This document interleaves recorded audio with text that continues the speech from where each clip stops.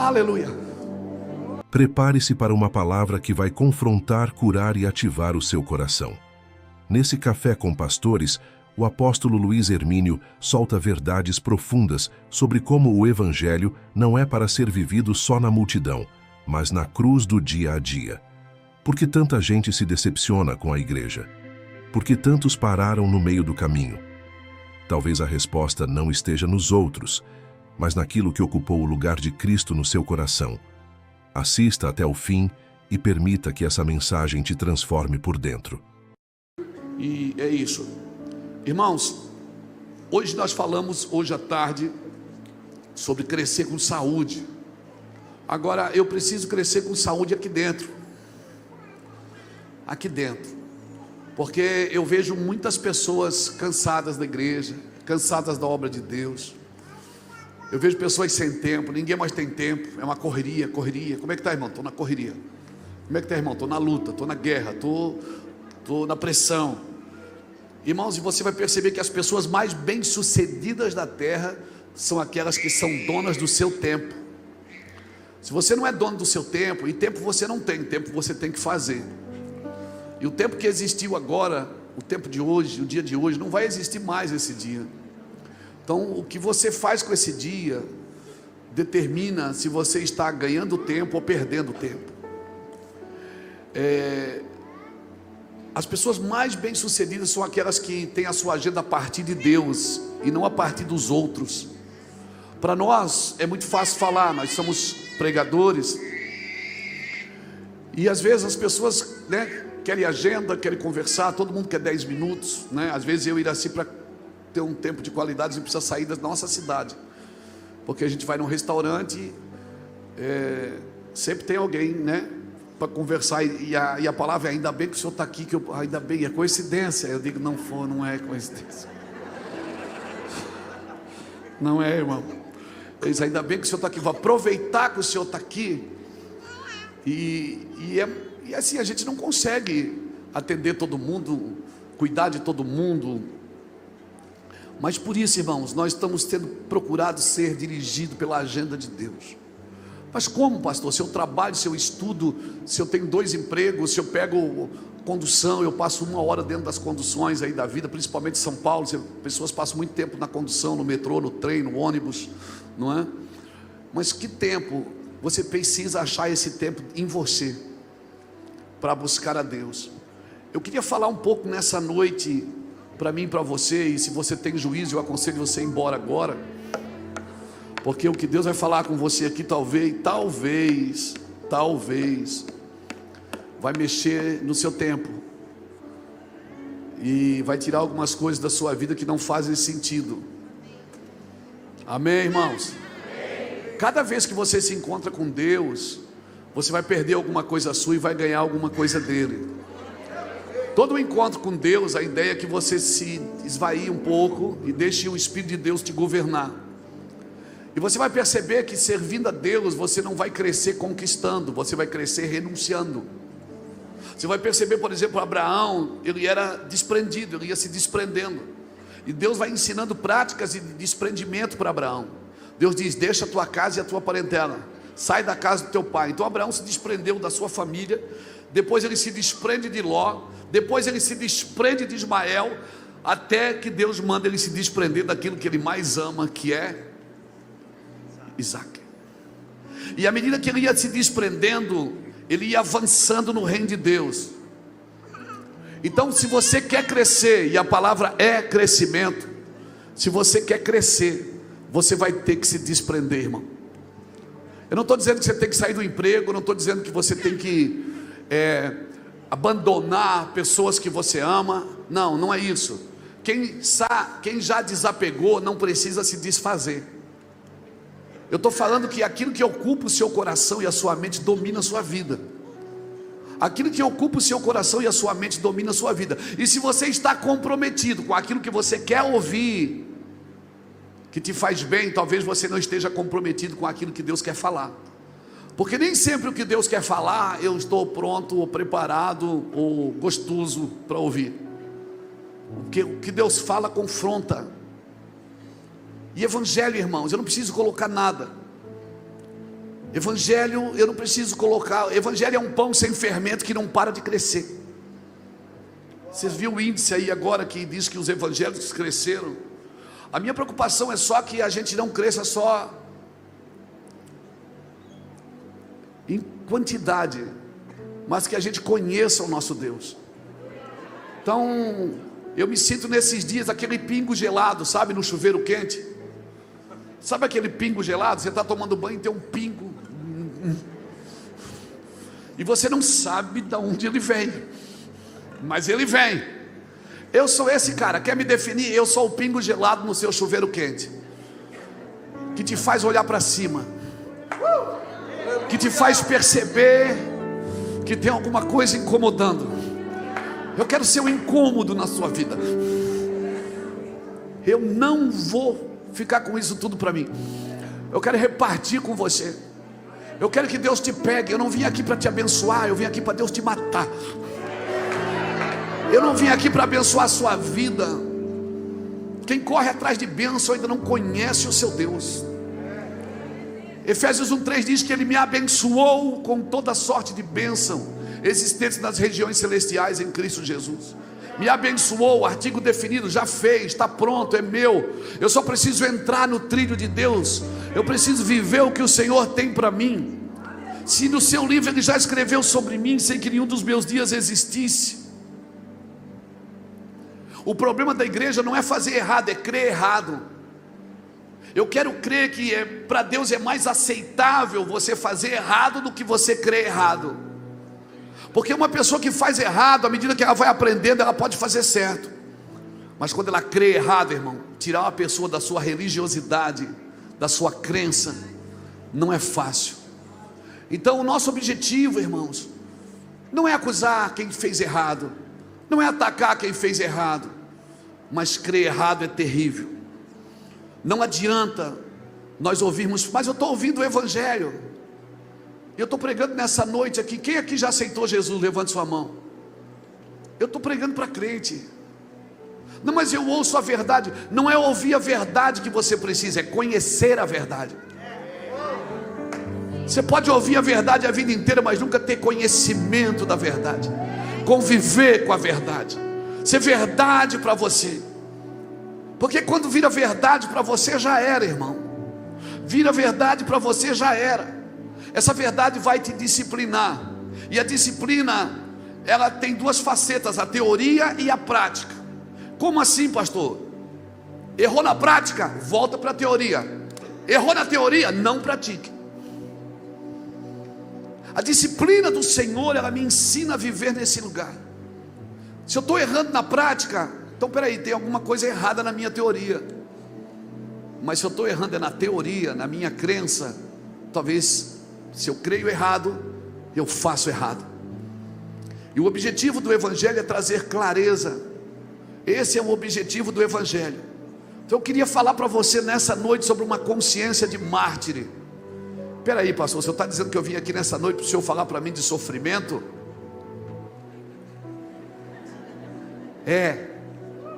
Abra sua Bíblia comigo em Atos dos Apóstolos, capítulo 9, versículo 10. Aleluia.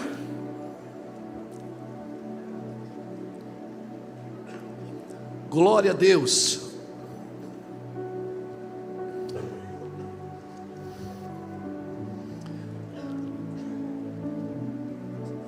Glória a Deus. Atos capítulo 9, versículo 10 diz assim: ora, havia em Damasco um discípulo chamado Ananias. Disse o Senhor numa visão: Ananias. Ao que respondeu: eis-me aqui, Senhor. Então o Senhor lhe ordenou, dizendo: põe-te e vai à rua que se chama Direita, e na casa de Judas procura por Saulo, apelidado de Tarso, pois ele está orando. E ele viu entrar um homem chamado Ananias e impôs-lhe a mão para que recuperasse a vista. Olha que Deus maravilhoso. O Saulo está orando, ele vai e mostra uma visão para o Saulo de Ananias, sem ter conversado com Ananias primeiro.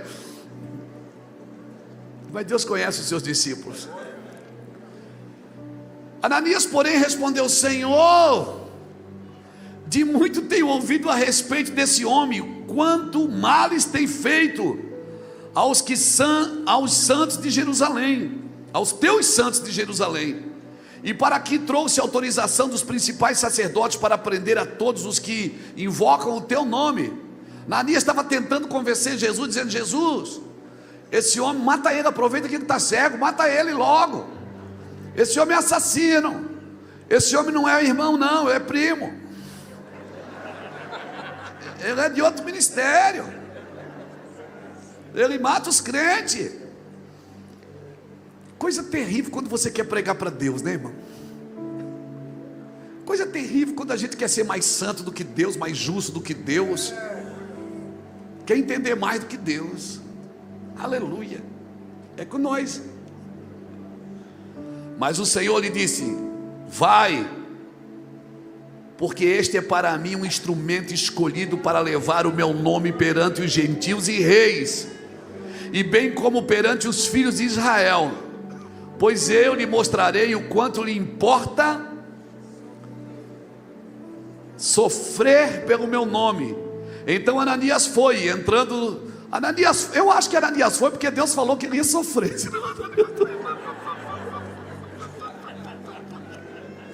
Ah, ele vai sofrer, é comigo mesmo, vou lá.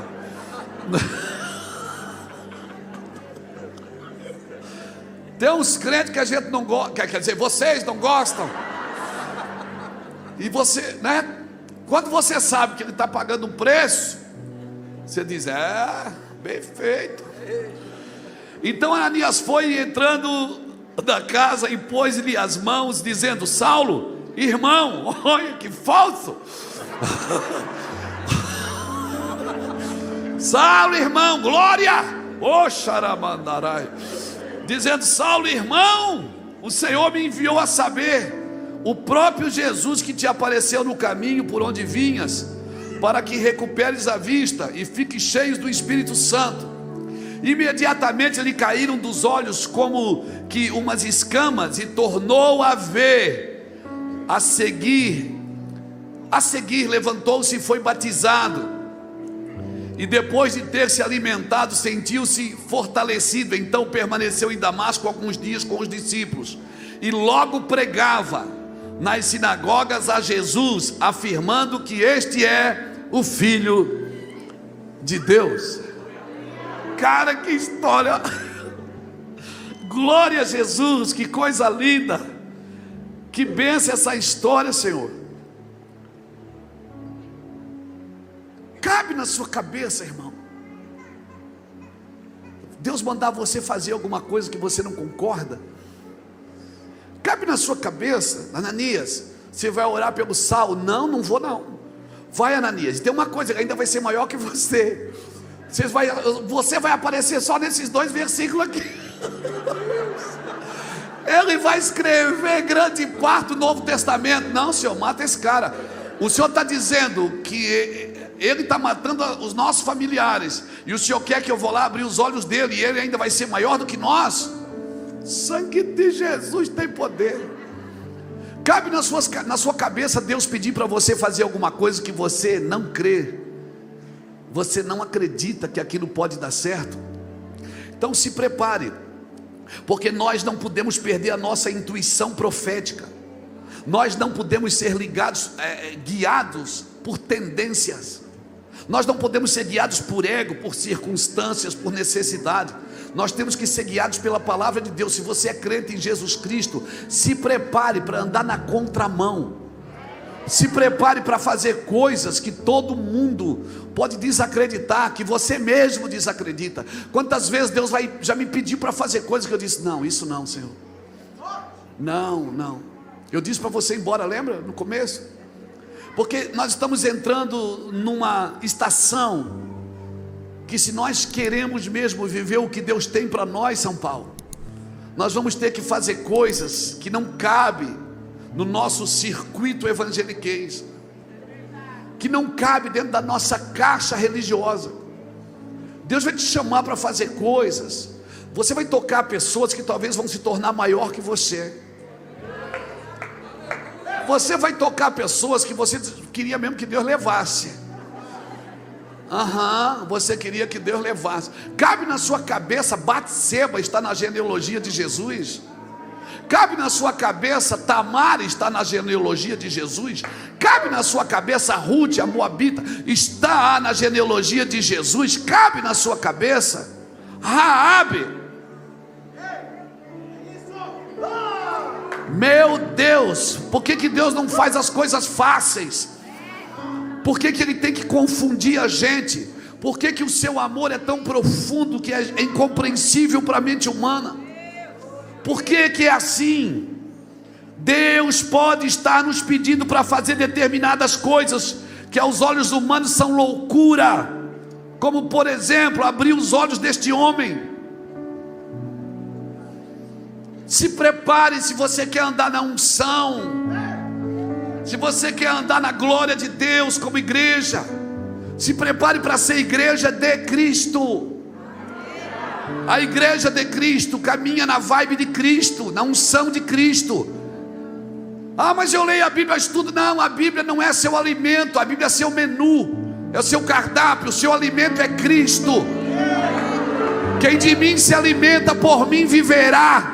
Se eu como dele, é por ele que eu vivo. Aleluia! Entenda isso, querido. Eu sou agora evangélico, eu sou agora cristão. Como eu falei hoje pela manhã, era tarde. A ferramenta de um profeta não é sua boca, é seu ouvido e sua visão. A ferramenta de um profeta não é o que ele diz, é o que ele ouve. Porque muitos estão dizendo coisas que não ouviram. Então afine seus ouvidos para ouvir a Deus, e aí sim você vai ter o que dizer. Deus diz em Isaías 43, versículo 19, Ele diz: eu estou fazendo uma coisa nova. Adriel, Ele vai fazer. Ele vai fazer. Se isso não é importante para você, é problema seu.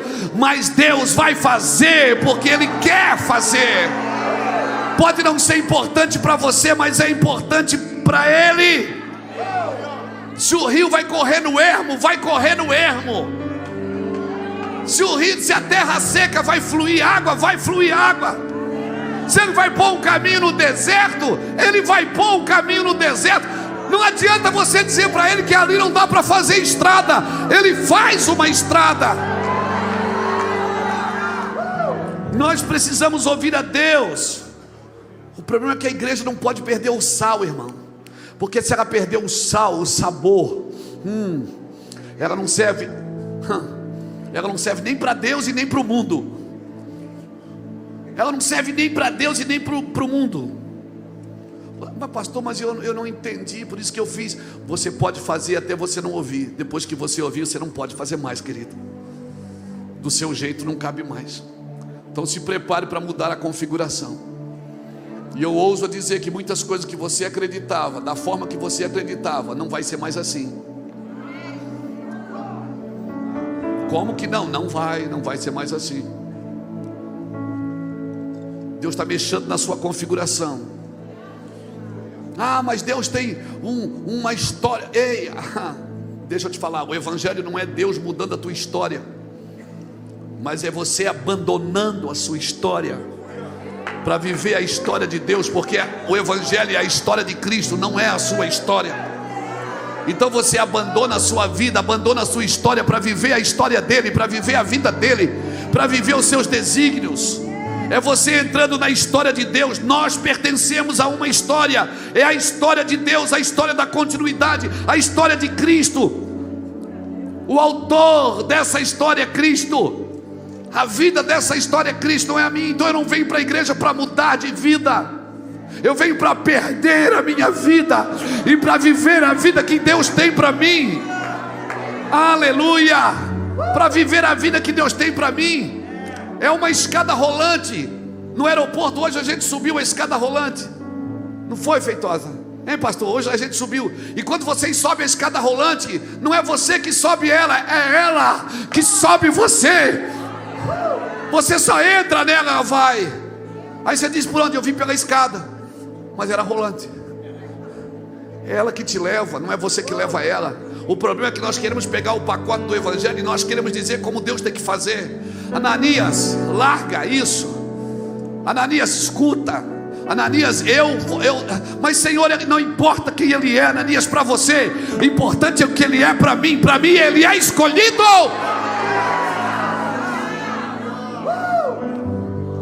Você está de mal de muita gente que Deus ama. Te peguei.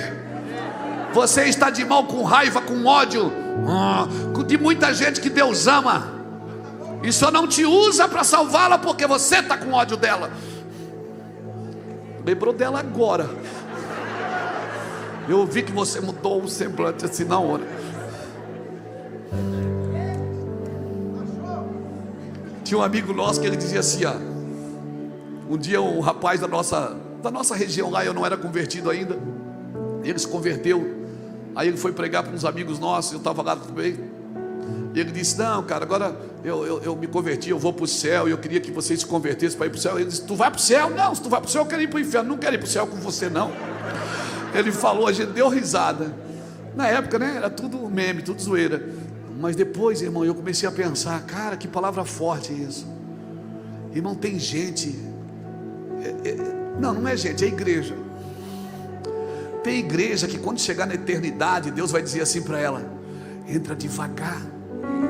Por quê? Porque tem gente aí que pensa que é só eles que chegam.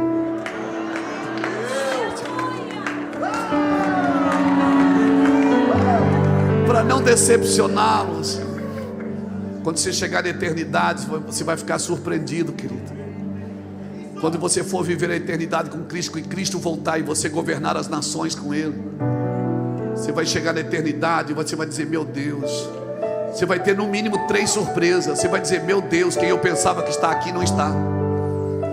A segunda você vai dizer, meu Deus, quem eu pensava que estaria não está. Quem eu pensava que não estava, está. E a terceira você vai dizer, eu estou. Olha aí, eu consegui. Diga comigo, fé equivocada. Muita gente vivendo uma fé equivocada. O que é isso, pastor? É você construir a vida sobre palavras e coisas que Deus não disse e não fez. É você construir uma vida sobre coisas que Deus não disse, sobre coisas que Deus não fez. Irmão, a Bíblia é clara. Por mais que as pessoas distorcem para viver a sua vontade, a Bíblia é clara. Eu preciso morrer, eu preciso soltar minha vida. Não adianta, irmãos, o mundo não está esperando Jesus voltar. Quem espera Jesus voltar é a igreja. Não adianta você dizer para o mundo, Jesus vai voltar. Eles não esperam, quem espera é a igreja. Sabe o que o mundo espera? O mundo espera a manifestação dos filhos de Deus. O mundo espera a manifestação dos filhos. O mundo espera a igreja. Os reis da terra não se renderão ao evangelho, irmãos. Os reis da terra não se renderão, mas não tem problema, a Bíblia diz que o Senhor se ri deles. Você precisa entender quem você é no corpo. Você não foi chamado só para ser feliz, você foi chamado para amar. E se você viver um evangelho como Jesus quer, você vai sofrer, não tem como não sofrer. O problema é que nós queremos uma proteção ambiental no nosso meio. Nós não permitimos que nada de mal, de errado aconteça em nosso meio. Nem o joio, irmão. Se o joio crescer, a gente arranca. A gente nem é bíblico para cuidar do joio.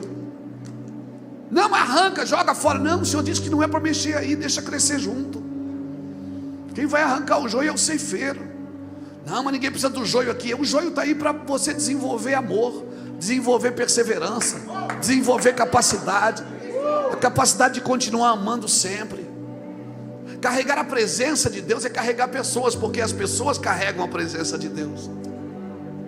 Eu estou cheio da presença. Quantas pessoas você discipula? Quantas pessoas você cuida? Quantas pessoas você atende? Carregar a presença é carregar gente, irmãos. Amém, querido? Aleluia. Ser sábio, sabedoria não é o seu QI. Sabedoria é uma pessoa vivendo em você, a pessoa de Cristo. Aleluia, eu vim aqui hoje desafiar você. Nós precisamos crescer como cristãos, irmãos. Nós precisamos crescer. O nosso foco é a cruz, não é a multidão. Não é a multidão que te ensina a amar. Quem te ensina a amar é a cruz. O foco de Jesus nunca foi a multidão, sempre foi a cruz. Sempre foi a cruz. Por isso que quando ele ressuscita, ele não volta para a multidão, ele volta para a cruz. Ele volta para os seus discípulos. Ele volta da cruz, da ressurreição, ele volta para os seus discípulos. E diz para os seus discípulos: sirvam a multidão, cure a multidão, restaure a multidão. Mas o foco de Jesus não é a multidão. Quem te ensina a amar, irmãos, é a cruz, não é a multidão. Parece que o evangelho para alguns irmãos só funciona se tiver muita gente. Só funciona se tiver muita gente. Nós somos muito ortodoxos. Nós precisamos ser ortopráticos. Nós precisamos servir a mesa, irmãos. Essa nação precisa comer do pão vivo que desce do céu. Não é suficiente eu só aprender sobre Jesus. Eu preciso viver Cristo. Aleluia. Eu não uso a Bíblia só para ser pastor, irmãos. Eu uso a Bíblia para ser marido, para ser pai, para ser vizinho, para fazer negócios. Eu vou ler as Escrituras para ver o que o Senhor está falando sobre os negócios.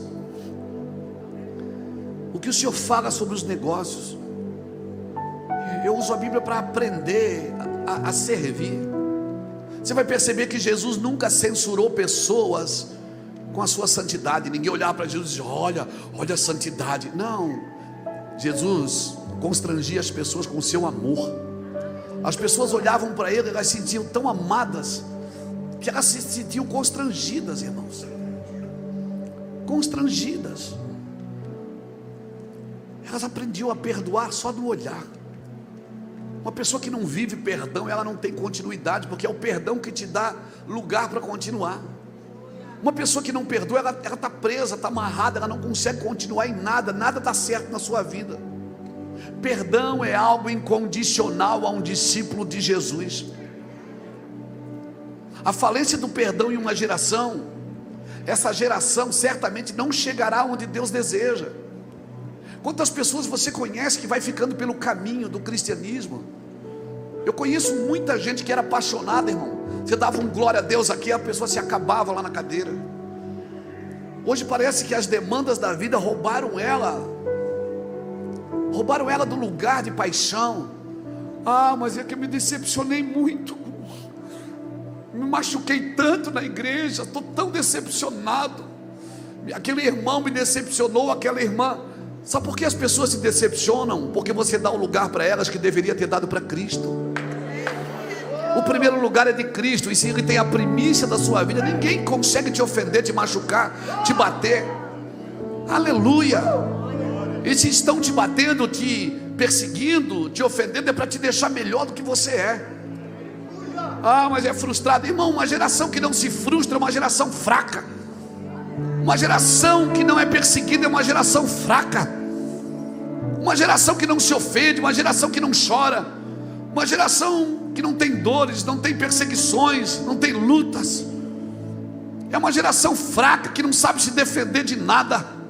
Aleluia. O Senhor fala: pastor, parece que você não tem luta. Luta? Entra na fila. Como eu disse, só falta dinheiro mesmo. Coragem eu tenho. Luta, guerra. Mas nem todas essas coisas nós fomos chamados para ser mais do que vencedores, irmãos. Porque nem a morte, nem a vida, nem a altura, nem a profundidade, nem o que há, nem o que há de vir, nada pode te separar do amor de Deus que está em Cristo Jesus. Porque em todas essas coisas, não é sem elas, não é fora delas, não é longe delas, é no meio delas, no meio delas. Aleluia. Quantas vezes eu orei pelos outros, quem está doente seja curado, e saí do púlpito, fui tomar um anador para dor do corpo, de viagem, de avião, para cima e para baixo. Mas você não é o pastor dos milagres? Não, irmãos, eu sou aquilo que Deus quer que eu seja na noite que Ele quer. Não, irmãos, pense nisso. Nós não podemos permitir que o perdão venha a falecer na nossa geração. Nós temos que estar mais arrependidos e quebrantados do que eufóricos. A euforia tem que ser algo que vem de dentro. Aleluia. Aleluia, irmãos. Ah, mas é difícil demais ter comunhão, ter isso. Eu já me feri tanto, tenho medo de novo. Não, irmão, deixa eu te falar, como disse o pastor Juscelio aqui, traumas que você trouxe para o Evangelho. E por que eu ainda estou 30 anos na igreja? Porque você nunca jogou isso na cruz. Nunca jogou isso, nunca pregou na cruz isso. Nunca soltou. 1 João capítulo 1, versículo 5 a 10, depois você lê. Diz que se andarmos na luz como Ele na luz está, temos paz com todos. Se nós andarmos na luz, nós vamos ter paz com todo, irmão. Não é tranquilidade, eu falei paz. Tranquilidade a gente não tem, porque é uma guerra todo dia. É um espírito habitando num corpo de carne que tem vontade, desejo e emoções. Então a gente não tem tranquilidade. O que a gente tem aqui é ter paz, aprender a ter paz. Quando eu sou tentado, eu falo em voz alta. Eu digo, eu não vou, não quero, porque eu tenho uma aliança com Deus. Alguém diz, eu digo, não estou falando com você não. Eu falo em voz alta para me ouvir, porque o ouvido mais perto da minha boca é o meu. E nós vamos ser tentados em tudo que denunciamos. Aleluia. O diabo não vai parar, o diabo não desistiu de você. Ele não vai desistir nunca de você. E você acha que o diabo quer te parar? Não. Ele quer te cansar. Ele quer te frustrar. Ele quer que você desanime. Sirva a Deus desanimado que está bom. Sirva a Deus sem lágrima. Sirva a Deus sem paixão. Fica aí nessa apostasia evangélica. É isso que o diabo quer. Ele quer tirar você da igreja? Claro que não. Ele quer que você torne esse lugar um lugar frio, calculista, um lugar que as pessoas não são amadas, cuidadas. Não. Aqui não, Satanás. Em nome de Jesus. Ó morte, onde está a tua vitória? Tragada foi a morte pela vitória. Ó morte, onde está o teu aguilhão? Não, irmão, quando você perceber que não tem mais lágrima, coça os olhos até sair. Quando você perceber que você não tem mais paixão, leia em voz alta, põe uma música.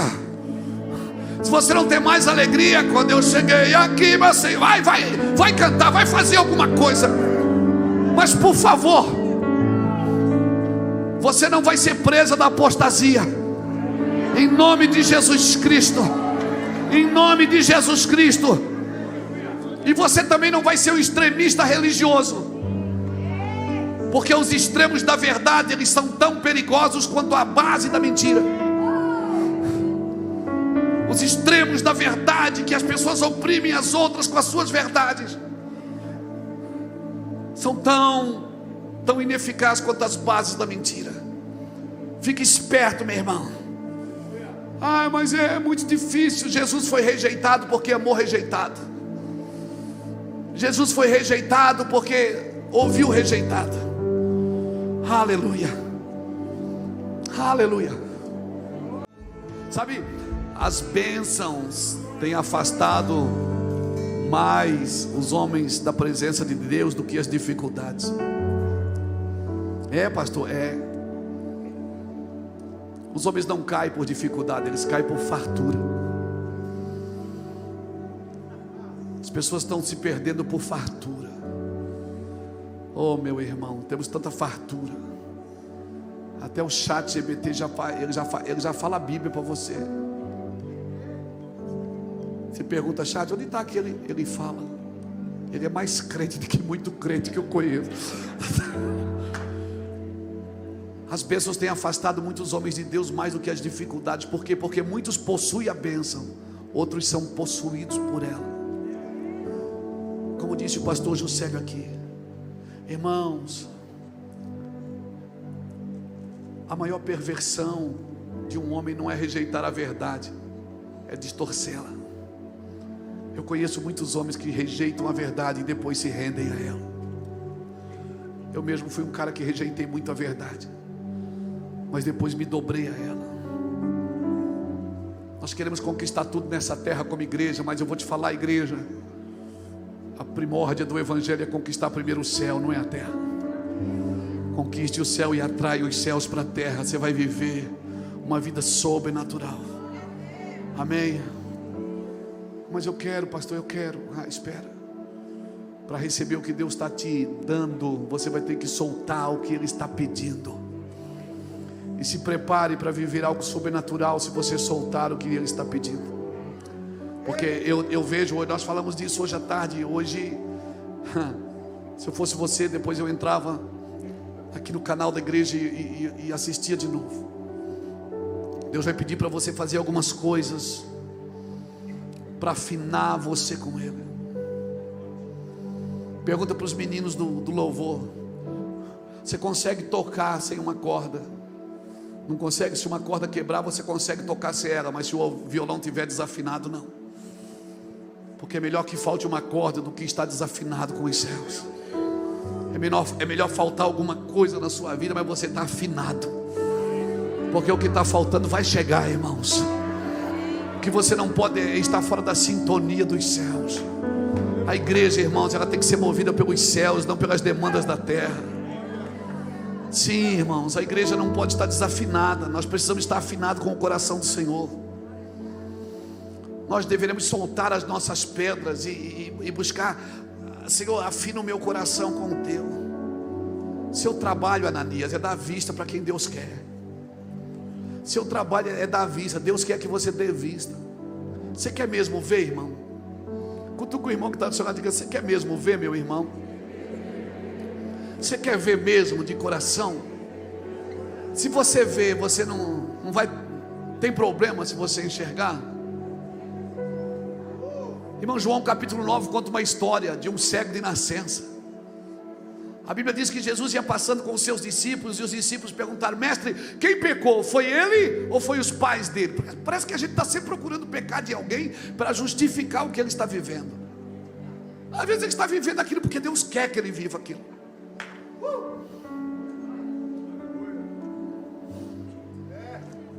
E Jesus disse: não, gente, não tem ninguém, não tem pecado, isso é para glorificar o meu nome.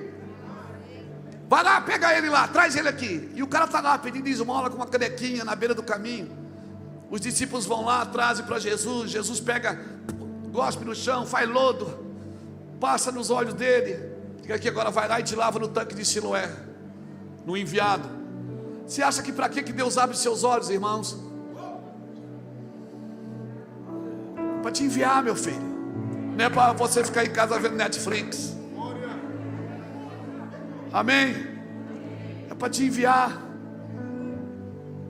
Aí o cego vai lá, lava os olhos. Quando ele volta, ele está vendo, irmão. Ele começou a ver. Aí ele vem correndo de alegria contar para os amigos: estou vendo, milagre, milagre. E os amigos dizem: você está vendo? Ele diz: estou. Então você não era cego? Não, eu era. Mas você está vendo? Eu não falei. Eu fui curado. Não, mentira, você não era cego coisa nenhuma. Você está enganando a gente. É Miguel. Não, gente, eu era cego, eu estava cego. Desde que eu nasci eu era cego. Mentiroso, você é mentiroso, cara. Você não era cego coisa nenhuma. Como é que você está vendo? Eu já falei que eu era cego e eu estou vendo. Não, mentira, leva ele no templo. Levaram no templo. Ó, sacerdote, ele disse que está vendo, ele era cego. O sacerdote disse: blasfêmia, hoje é sábado, dia de ficar cego, não é dia de curar. Sábado não cura, é para ficar cego. Cura é no culto da cura.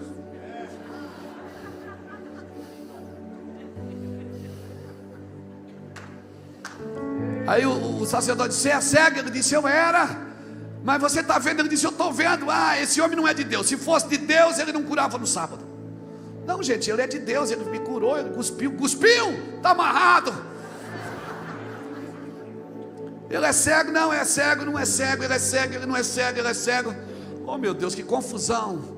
Aí ele diz: não, gente, eu era cego, ele me curou. Rapaz, você quer saber mais do que a gente? Nós temos a Torá aqui na mão, nós somos sacerdotes, rapaz. Gente, eu era cego. Você tem pai, tem mãe? Tem. Então chama o pai e a mãe dele. Chamaram o pai e a mãe. Aí a mãe entrou, o pai entrou. O sacerdote perguntou: é seu filho? Ela disse: é, disseram, é. Ele era cego? Era cego de nascença. Como é que ele está vendo? O senhor pergunta para ele. Ele é de Maior, nós congregamos em outro ministério, não queremos essa confusão, né? Eu não quero essa confusão lá em casa, não. Nós estamos em outro ministério, né? Nós nem acreditamos em milagre.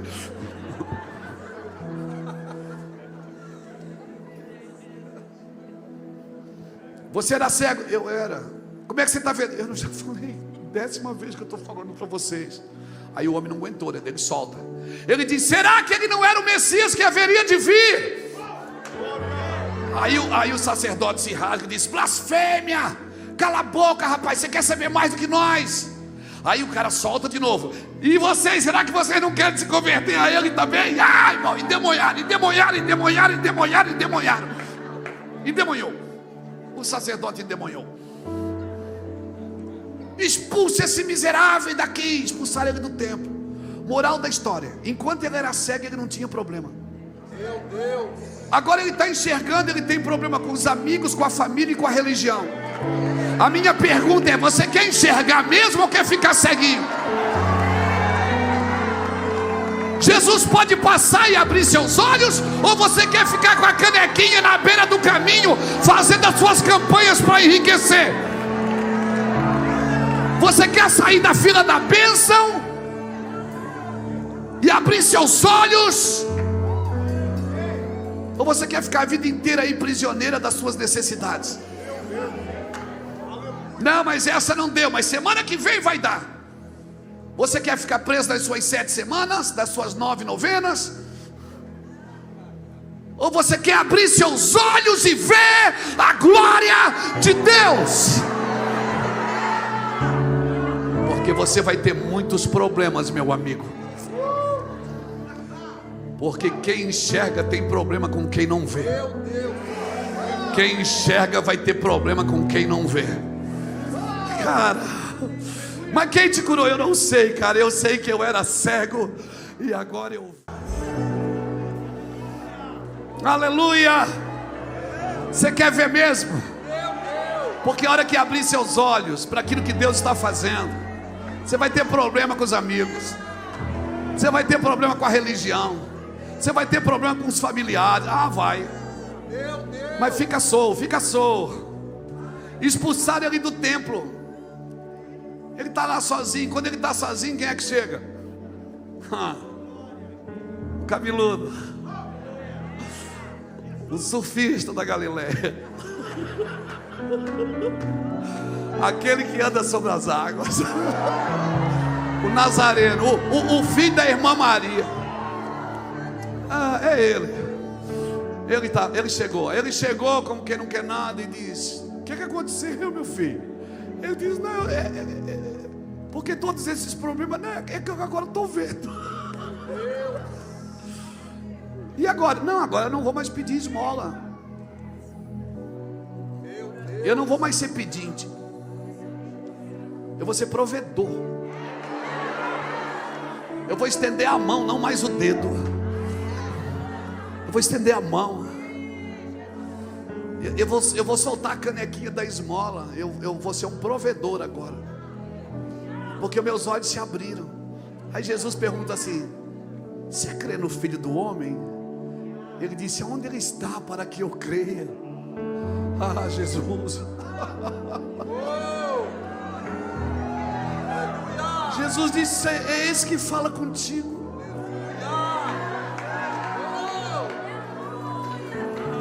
E ele volta, ele diz: eu vim para aqueles que são cegos comecem a ver, e aqueles que pensam ver se tornam cegos. Ananias vai lá abrir os olhos de Saulo, porque ele pensa que ele está fazendo a coisa certa. Ele pensa que ele está vendo, mas ele não está vendo, Ananias. Quem está vendo é você, Ananias. Ele vai ser maior que você, Ananias, mas você viu primeiro. Irmãos, que Deus levante os homens em São Paulo, as mulheres em São Paulo, que estão enxergando o que Deus está mostrando. que não vão ter medo de abrir os olhos das pessoas. Não vão ter medo de abrir os olhos das pessoas. Não vão ter medo de abrir os olhos das pessoas. Jesus disse: eu vim para que aqueles que não veem comecem a ver, e aqueles que pensam ver se tornem cegos. Aí tinha os fariseus assim, disseram: que? Você está falando que nós somos cegos? Nós somos filhos de Abraão. Ele disse: se vocês fossem filhos de Abraão, vocês teriam visto o que Abraão viu, porque Abraão viu o meu dia e glorificou. Abraão viu o meu dia, Abraão viu o Cordeiro, Abraão viu a eternidade. Eu almocei com Abraão, eu estive na casa dele, eu almocei com ele, ele me viu. Você está me entendendo, São Paulo? Glória a Deus. Se Deus abrir os seus olhos, você não aguenta mais ficar sentado aí nessa cadeira. Se Deus abrir os seus olhos, você não aguenta mais ficar com o controle na mão o dia inteiro.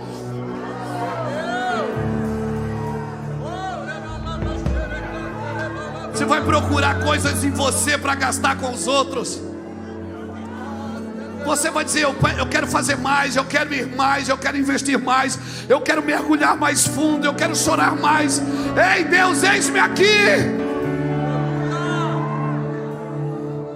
Sabe por que muitas pessoas contabilizam sofrimento e não glória? Porque elas ainda estão cegas, Adriel. Se elas estivessem vendo, elas não contabilizavam sofrimento. Porque é um prazer sofrer por esse nome. Quem vive contabilizando o sofrimento é porque ainda está cego. Mas nessa noite Jesus está passando aqui dizendo: eu vou abrir seus olhos. Olharam para Ele e foram iluminados. Senta aí, me dá mais alguns minutos. Foi mais uma onda que passou aqui.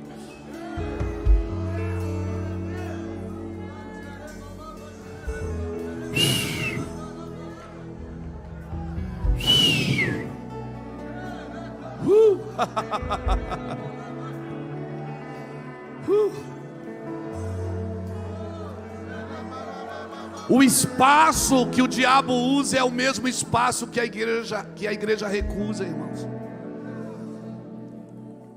O espaço que o diabo está usando é o mesmo espaço que a igreja está recusando. Ananias vai abrir os olhos de quem precisa ver. Eu poderia contar inúmeras histórias bíblicas para você, homens como Estevão, de Atos capítulo 7, do versículo 54 a 60, quando ele estava pregando. Estevão pregou uma mensagem só na vida. Ele morreu naquele culto.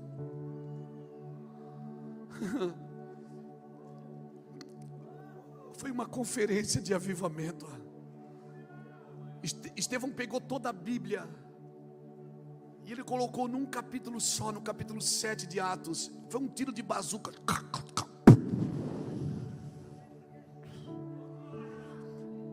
Foi tão violento que eles botavam a mão nos ouvidos e diziam: para de falar.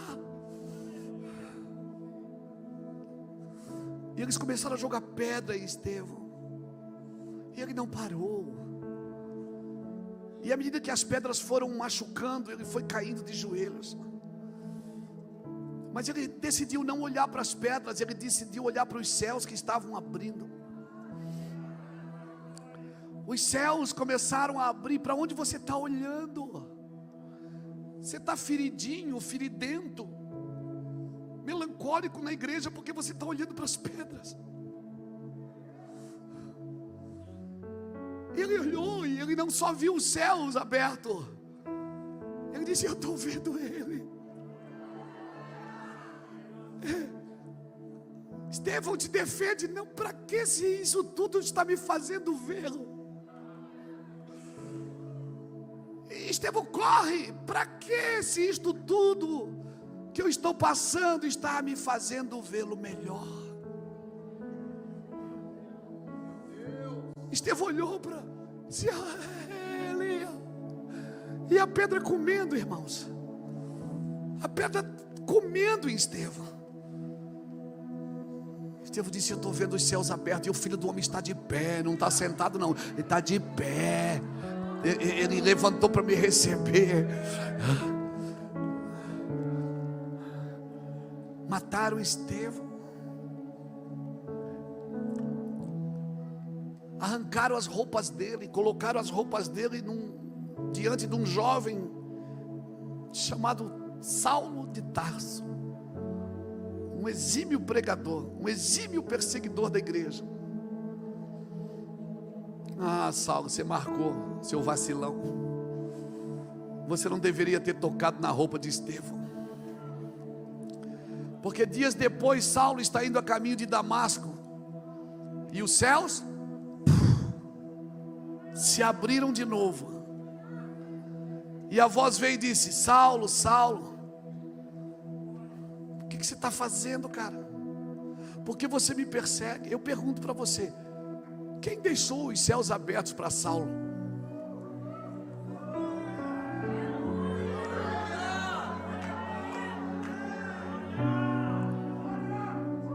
Você quer só ficar famoso da sua geração, ou quer deixar os céus abertos para os seus meninos, para as suas meninas, para a geração que vem depois de você? Você só quer ser conhecido e famoso, ter seguidor, ou você quer manter os céus abertos para aquilo que está nascendo? Ei, se você quer deixar os céus abertos para as próximas gerações, você precisa ter uma consciência de mártir e não de conquista. Você precisa parar de olhar para as pedras que te afligem, porque são essas pedras que estão te fazendo olhar para cima e ver os céus abertos, e ver o Filho do Homem. Por isso você precisa fazer isso com muito amor. Cutuca alguém que está do seu lado e diga: sem amor não se mova. Sem amor não se mova. Diga para ele: sem amor não se mova. Inteligência sem amor vai te tornar perverso. Porque se você for um homem inteligente, mas não amar, você vai se tornar um homem perverso. Justiça sem amor te torna implacável. Isso é justiça própria. Justiça sem amor te torna implacável. Diplomacia sem amor te torna hipócrita. Não, mas eu tenho êxito na minha carreira. Êxito sem amor vai te tornar arrogante, soberbo. Riqueza, mas eu sou rico. Riqueza sem amor te torna avarento. Que mais, pastor? Pobreza sem amor te torna orgulhoso. Beleza, beleza sem amor te torna fútil. Mas eu trabalho, sou trabalhador. Trabalho sem amor te torna escravo. Você não ama o que faz. Que mais, pastor? Simplicidade sem amor deprecia. Lei sem amor oprime. Fé sem amor te torna fanático. Que mais? Cruz sem amor te torna religioso. Para resumir, nada sem amor é útil. Por isso ele é a base de tudo que nós vivemos no Evangelho. Ele tudo sofre, ele tudo crê, ele tudo suporta, mas ele jamais acaba. Porque amor não é um sentimento, é uma pessoa vivendo em você. Deus é. Deus não tem, Ele é. Por isso Deus não ama mais você hoje do que amou ontem. Deus não amará você menos amanhã se você fizer alguma coisa errada. Nada que você pode fazer pode aumentar o amor de Deus por você, como nada que você possa ter feito que possa diminuir. Porque Ele não tem quantidades de amor, Ele é amor. A sua natureza é amor. Justiça e amor são a base do seu trono.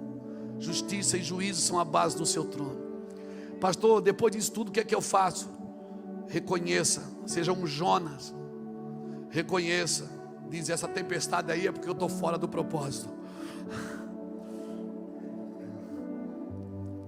Muita coisa acontece, muitas tempestades acontecendo na sua vida, na sua casa, é porque você saiu do propósito.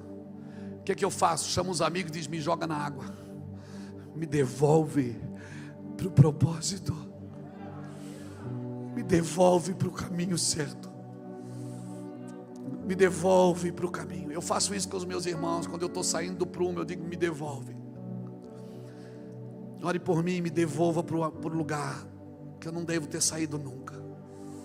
Não, cara, eu não estou nesse negócio para ganhar dinheiro, não. Eu já ganhei muito dinheiro no tráfico de drogas quando eu era um perdido. Eu estou aqui para morrer.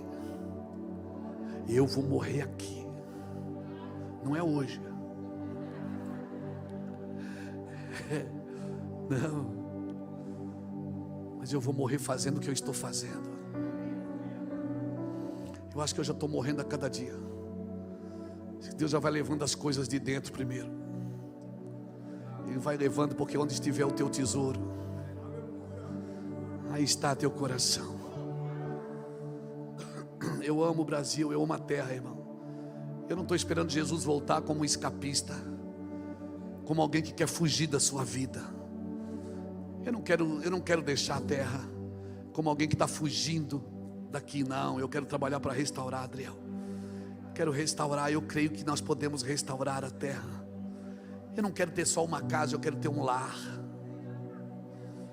Eu não quero só ter fome, ter alimento, eu quero ter fome. Eu não quero só ter religião, eu quero ter salvação. Deus vai mexer na nossa crença. Amém. Eu estou que nem aquele cara que está morto há 4 dias, esperando que alguém tire a pedra e Jesus chame para fora. Cadê os homens que vão tirar as pedras de homens que estão mortos, para que eles ressuscitem e eles venham para a mesa testemunhar o que Jesus fez? Irmãos, nós precisamos desses homens. Amém, querido? Eu acho que chega. Eu acho que eu termino aqui. Jesus vai desafiar você nos próximos dias, e agora eu estou profetizando.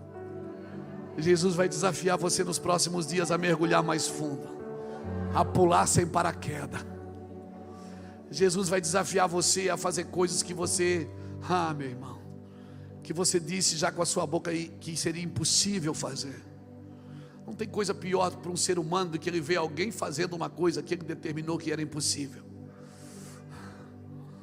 Se eu fosse ouvir todo mundo desanimado, se eu fosse ouvir todo mundo que já me depreciou, se eu fosse ouvir todo mundo que disse: você não sabe pregar, você nem se veste como um pastor.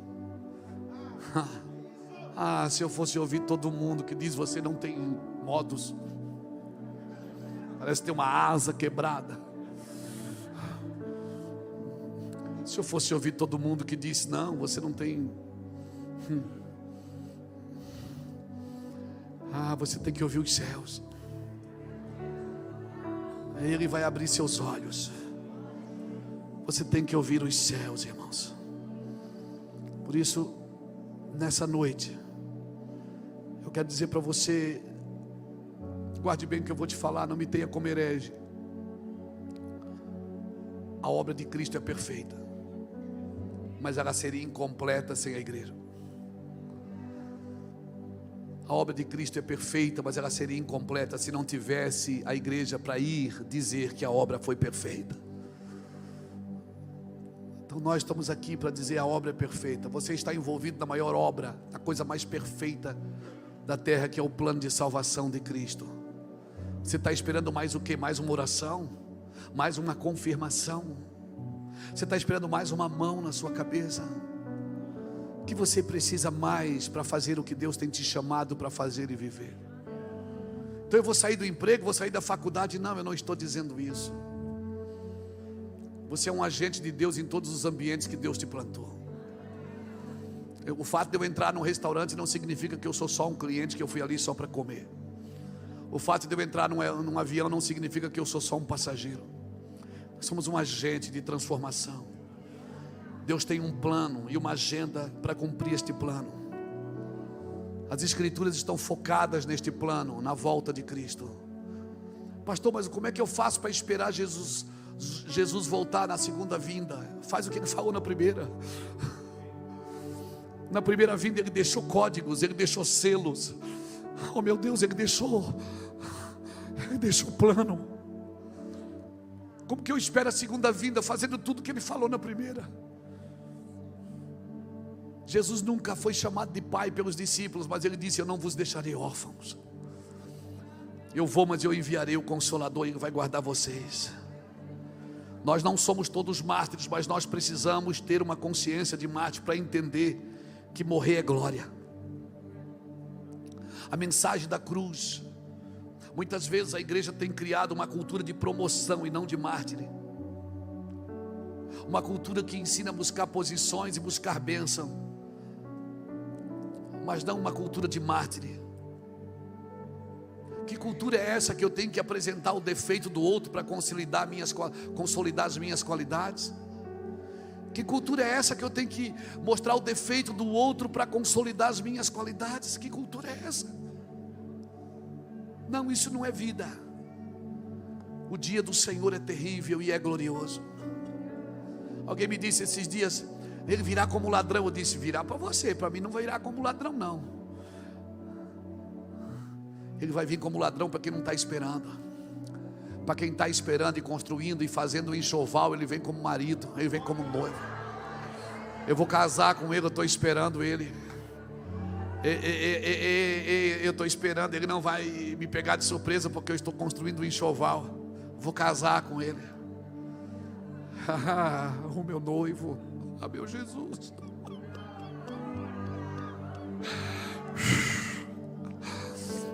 O meu Jesus. Oh, meu Jesus. Nos últimos dias, eu termino aqui, nós precisamos de um tipo de família que vai gerar um tipo de sacerdócio, que vai fazer nascer um tipo de igreja.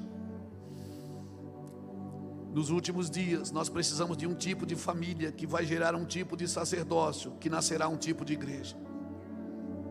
A igreja que vive o Evangelho. O Evangelho é o poder de Deus. O Evangelho é uma boa notícia. O Evangelho é a notícia que Ele ressuscitou e está voltando. E Ele está voltando. A minha oração é que nessa noite eu consegui um pouquinho abrir seus olhos. Que nessa noite você vá para casa em crise. Essa é a minha oração. Que você, antes de dormir, dobre os seus joelhos na beirada da sua cama e diz: Senhor, abre os meus olhos. Eu não posso viver assim. Deus não me deu uma igreja para me matar, pastores. Eu não estou triste com a igreja, Paulo. Eu não estou ferido com ela. Eu amo a igreja de Jesus.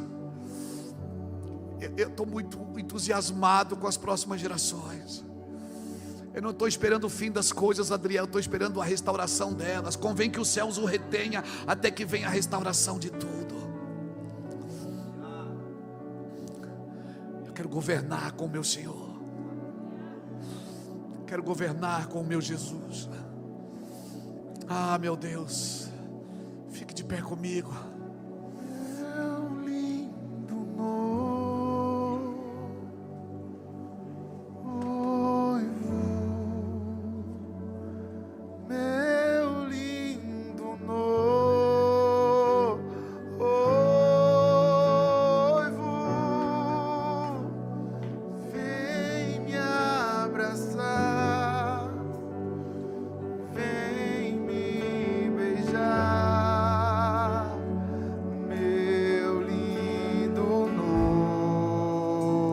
Sabe, só um minuto, Charles, eu já te devolvo. As sinagogas nasceram em Babilônia, quando o povo foi levado cativo. Então o rei de Babilônia permitiu que os hebreus fizessem as sinagogas para adorar a Deus. E as sinagogas tinham louvor, tinham a Torá, tinham a exposição das escrituras. Só que ele não permitiu uma coisa: sacrificar animais. Sacrificar o cordeiro não podia. Não podia derramar sangue para outro Deus que não fosse o Deus de Babilônia. As sinagogas nasceram lá no povo cativo. Sabe que o judeu aprendeu a negociar na Babilônia? Por isso que quando Zorobabel trouxe a primeira equipe de volta para Israel. Foram 12 tribos, pelo menos, para Israel, irmãos, para a Babilônia. Pelo menos 9 a 10 tribos foram. Quando voltou só 50 mil pessoas. Porque eles aprenderam a negociar em Babilônia. E eles não queriam mais voltar para Israel. Sabe o que aconteceu em Babilônia? Em Babilônia eles aprenderam a negociar e desaprenderam a sacrificar. Por isso que Babilônia é perigosa. Por isso que o Senhor diz: sai dela, povo meu. A igreja não pode aprender a negociar e desaprender a sacrificar. Porque senão ela vai ensinar para os seus membros só levar vantagem e ganhar dinheiro.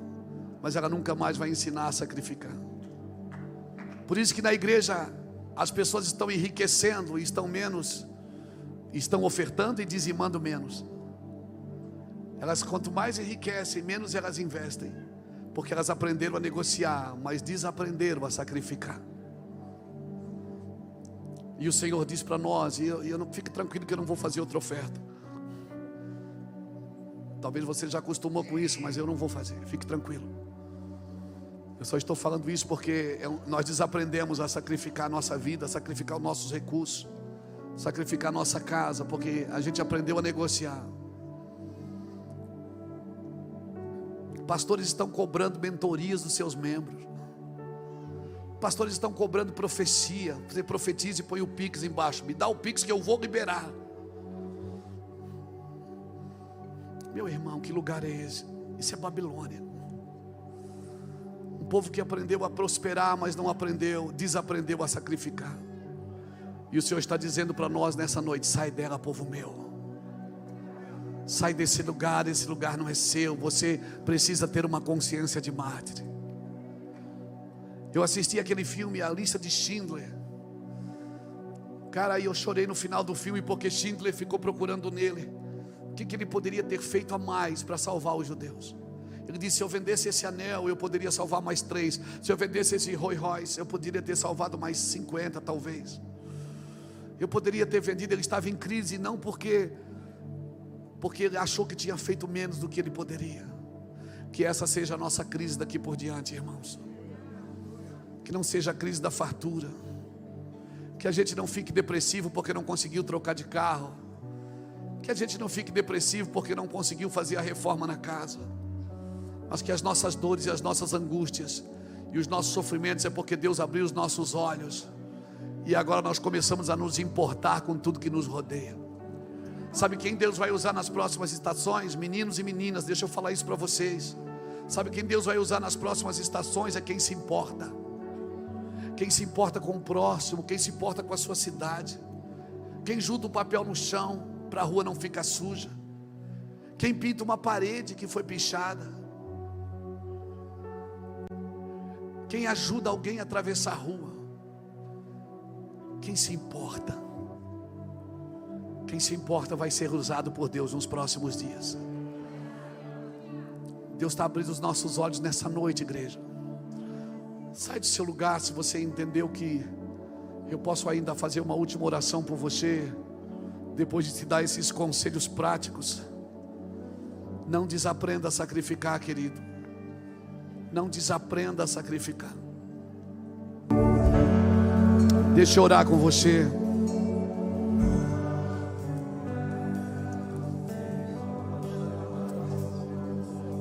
Vamos crescer, mas vamos crescer de olhos abertos. Vamos crescer enxergando o que os céus estão mostrando. Vamos crescer saudáveis. Eu quero crescer mais. Alguém me perguntou esses dias: você não tem medo da fama? Eu disse: não, eu tenho uma causa para ela. Se o Senhor me deixar famoso, não se esconde uma lâmpada debaixo de uma vasilha, se coloca no alto. Não se esconde uma cidade edificada sobre um monte. Agora há uma diferença de exibir e manifestar. Quem exibe quer mostrar o que está fazendo. Faz para mostrar. Quem se manifesta não, mostra o que faz.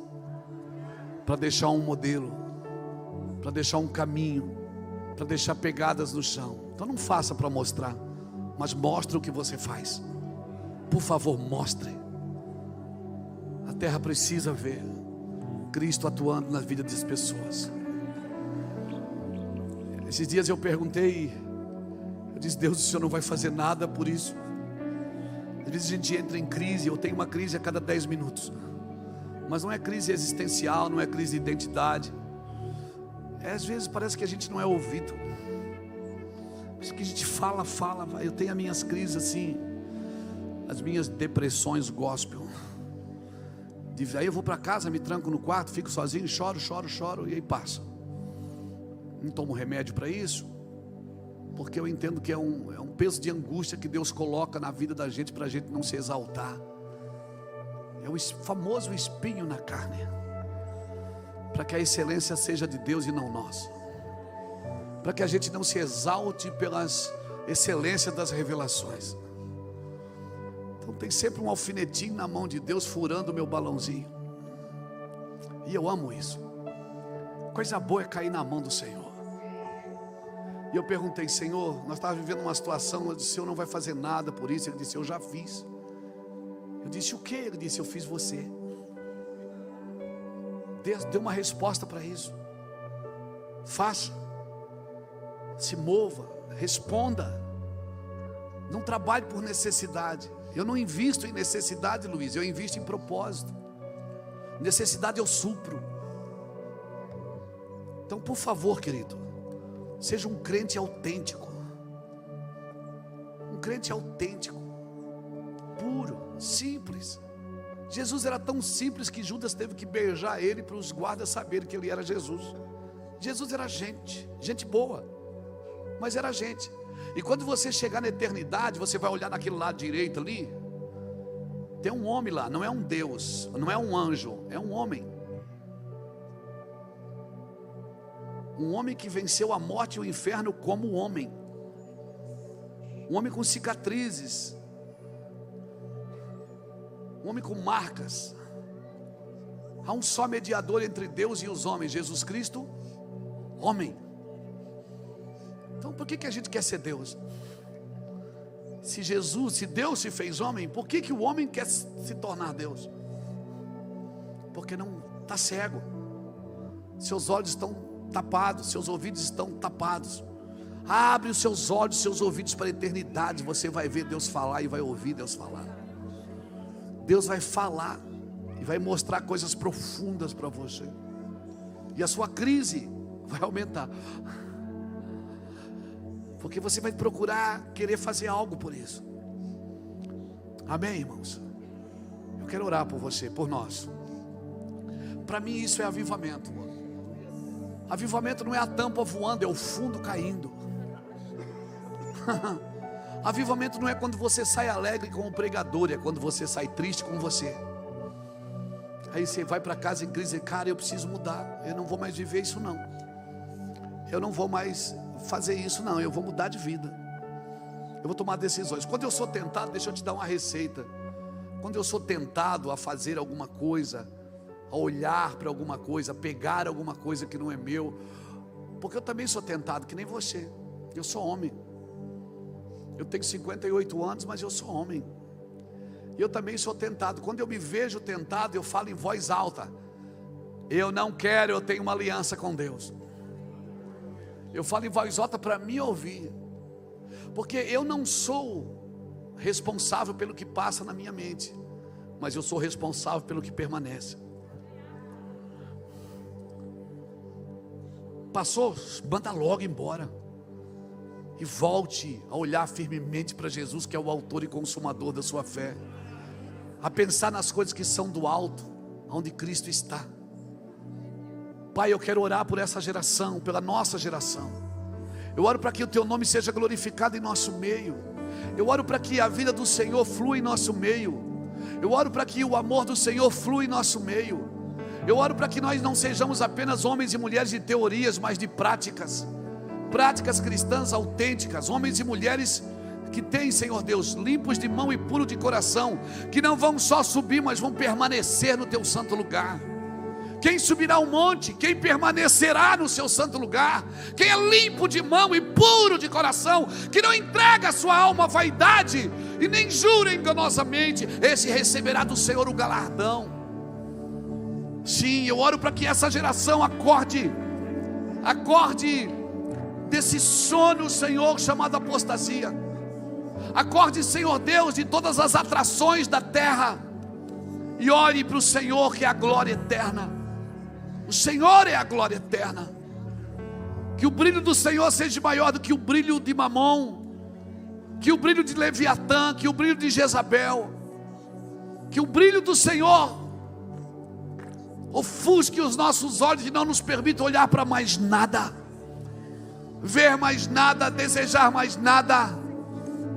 Sim, Deus, sela os nossos corações com a tua glória. Abre os nossos olhos e os nossos ouvidos espirituais. Nos dá verdadeira riqueza para que sejamos ricos de verdade. Passa colírios nossos olhos, Senhor. Nos dê vestes de santificação. Obrigado, Senhor, pela tua palavra. O Senhor é lindo, o Senhor é meu amigo. O Senhor é tudo que eu tenho. Todas as minhas fontes estão em ti, Senhor.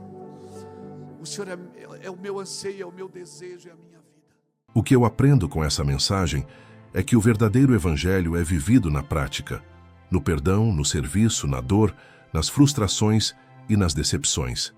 Cristo nos chama para amar quando é difícil, servir quando ninguém vê e continuar mesmo ferido. Se a cruz não estiver no centro da sua fé, a multidão te decepcionará. Coloque Cristo no centro. Viva a palavra. Liberte perdão. E não pare no meio do caminho. Se essa mensagem falou com você, se inscreva no canal, curta o vídeo e comente aqui.